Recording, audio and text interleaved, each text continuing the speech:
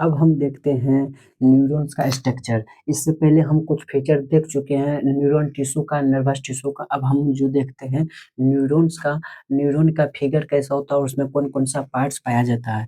Neuron जो होता है, न्यूरॉन में हैज़ 3 पार्ट्स। न्यूरॉन्स में कितना होता है? 3 पार्ट्स होता है। कौन-कौन सा होता है? पहला होता है सेल बॉडी, दूसरा होता है एक्सॉन्स और तीसरा होता है डेंड्राइट्स। पहला क्या होता है? पहला न्यूरॉन्स का जो पहला पार्ट होता है जिसको हम क्या कहते हैं? सेल्स बॉडी कहते हैं। दूसरा एक्सॉन्स होता है और तीसरा क्या होता है? डेंड्राइट्स होता है। क्या होता है? डेंड्राइट्स होता है। ये जो फिगर पूरा दिख रहा है, ये वाला फिगर, जिसको हम क्या कहते हैं? जिसको हम क्या कहते हैं? सेल बॉडी कहते हैं। ये जो दिख रहा है, ये इतना पर इसको हम क्या कहते हैं? पहला पार्ट जो होता है उसका क्या होता है? सेल बॉडी होता है। ये जो इतना ये चारों पट्टी जो दिख रहा है, ये इसको हम क्या कहते हैं? सेल बॉडी कहते हैं। और ये जो यहाँ पे निकला हुआ है, इसका सेकेंड पार्ट जो ये है, ये यहाँ पे जो निकला हुआ है, इसको ऐसे करके उसको हम क्या कहते हैं? डेंड्राइट्स कहते हैं। जिसको हम क्या कहते हैं? डेंड्राइट्स। डेंड्राइट्स क्या होता है? Small cytoplasmic branches of cell body. ये क्या होता है? सेल बॉडी का ही पार्ट होता है, लेकिन उससे क्या होता है? कुछ ब्रांच बाहर निकलता है, जिसको हम क्या कहते हैं? डेंड्राइट्स कहते हैं। ये जो सब पार्ट है स्मॉल साइटोप्लाज्म में, क्या है? सब जो सेल बॉडी का ही पार्ट है, उससे कुछ ब्रांच निकल गया साइटोप्लाज्म, सेल बॉडी से कुछ ब्रांच बाहर निकल गया, जिसको हम क्या कहते हैं? डेंड्राइट्स कहते हैं। जिसको हम क्या कहते हैं? डेंड्राइट्स कहते हैं। और एक्सॉन जो होता है, ये जो लॉन्गेस्ट साइटोप्लाज्मिक पार्ट जो होता है, यहाँ से लेके यहाँ तक, ये वाले जो पार्ट है ब्लू कलर का जो दिख रहा होगा, यहाँ से लेके यहाँ तक, इसको हम क्या कहते हैं? एक्सॉन। जो क्या होता है? लॉन्गेस्ट पार्ट होता है। क्या होता है? लॉन्गेस्ट पार्ट होता है। एक्सॉन क्या होता है? साइटोप्लाज्मिक एक्सटेंशन होता है। एक्सॉन क्या होता है? एक्सॉन हम किसको कहते हैं? ये जो लंबा सा साइटोप्लाज्मिक एक्सटेंशन हुआ यहाँ से लेके यहाँ तक, इसी को हम क्या कहते हैं? एक्सॉन कहते हैं। उसको हम क्या कहते हैं? एक्सॉन कहते हैं। तीनों पार्ट का न्यूरॉन का तीनों पार्ट हम डिस्कस कर दिए। पहला क्या होता है? सेल बॉडी, और दूसरा डेंड्राइट जो साइटोप्लाज्मिक स्मॉल साइटोप्लाज्मिक ब्रांच होता है किसका? सेल बॉडी का। और एक्सॉन क्या होता है? लॉन्गेस्ट होता है साइटोप्लाज्मिक एक्सटेंशन, उसको हम क्या कहते हैं? एक्सॉन्स कहते हैं। और इसमें क्या होता है? सेल बॉडी और डेंड्राइट्स में क्या होता है? कुछ ग्रेन्यूल्स प्रेजेंट होता है। ये सब इसमें क्या होता है? कुछ ग्रेन्यूल्स प्रेजेंट होता है, जिसको हम क्या कहते हैं? नेसेल्स ग्रेन्यूल कहते हैं। किसको क्या कहते हैं? नेसोल ग्रेन्यूल कहते हैं। जो कहाँ प्रेजेंट होता है?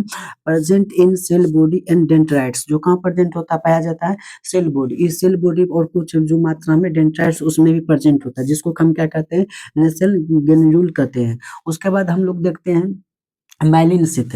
ये क्या है? Myelin sheath. ये वाला जो दिख रहा है, ब्लैक कलर का जो बना है, ये सब क्या? माइलिन शीथ है। माइलिन शीथ में क्या होता है? माइलिन शीथ में लिपिड रिच शीथ होता है। इसमें क्या होता है? लिपिड्स बहुत ज्यादा पाया जाता है। इसमें जो है माइलिन शीथ में क्या होता है? लिपिड बहुत ज्यादा मात्रा में पाया जाता है। और इसमें क्या होता है?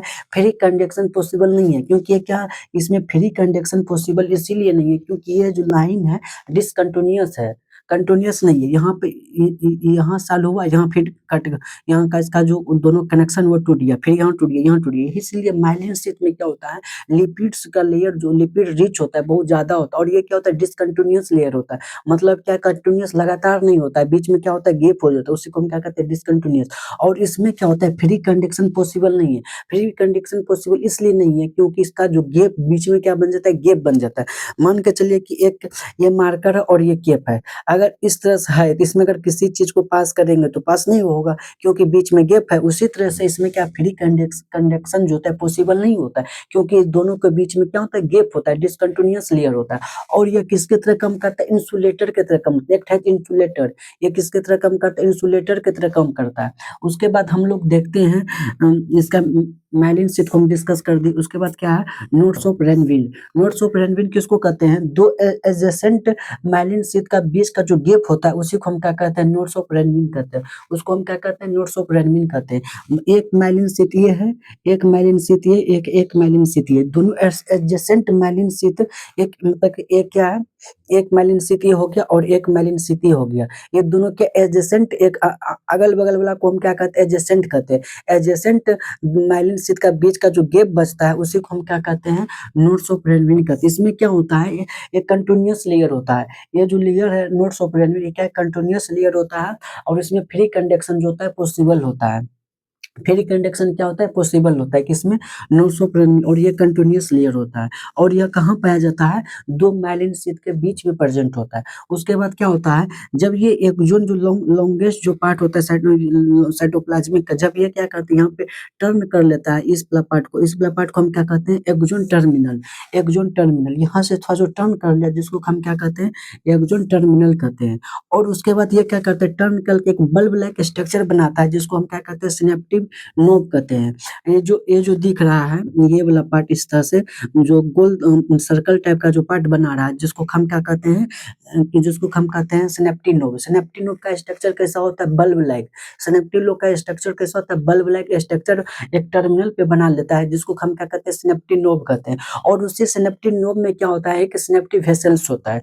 क्या होता है, एक सिनेप्टिक वेसल्स भी होता है किसमें, इसी सिनेप्टिक नोब में क्या होता है, एक सिनेप्टिक वेसल्स होता है। और उस सिनेप्टिक वेसल्स में क्या होता है, न्यूरोट्रांसमीटर होता है जिसमें कि केमिकल होता है जो कि आगे फ्यूदर कॉम्बिनेशन के लिए उसमें मदद करता है। इसमें क्या होता है, ये वेसिकल सिनेप्टिक वेसिकल्स में क्या प्रेजेंट होता है, न्यूरोट्रांसमीटर। क्या होता है, न्यूरोट्रांसमीटर। यहाँ पे क्या होगा, फिर एक न्यूरॉन ऐसे करके आगे बन जाएगा जिससे क्या होगा, इसका इन्फॉर्मेशन इसमें ट्रांसफर हो जाएगा, इसका इन्फॉर्मेशन इसमें ट्रांसफॉर्मेशन होगा।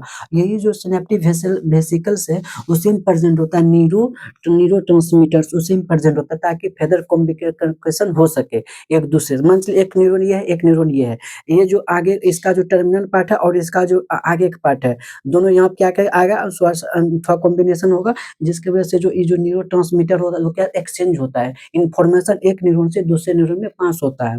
उसके बाद क्या होता है, एक्सोप्लाज्म। एक्सोप्लाज्म किसको कहते हैं, साइटोप्लाज्म एक्सोन। एक्सोन का जो साइटोप्लाज्म होता है किसका, यहाँ एक्सोन का, ये जो एक्सोन है लॉन्गेस्ट साइटोप्लाज्मिक एक्सटेंशन, इसका जो साइटोप्लाज्म होता है उसे को हम क्या कहते हैं, एक्सोप्लाज्म कहते हैं। उसको हम क्या कहते हैं, एक्सोप्लाज्म कहते हैं। और एक होता है एक्सोलेमा। एक्सोलेमा किसको कहते हैं, प्लाज्मा मेम्ब्रेन और एक्सोन।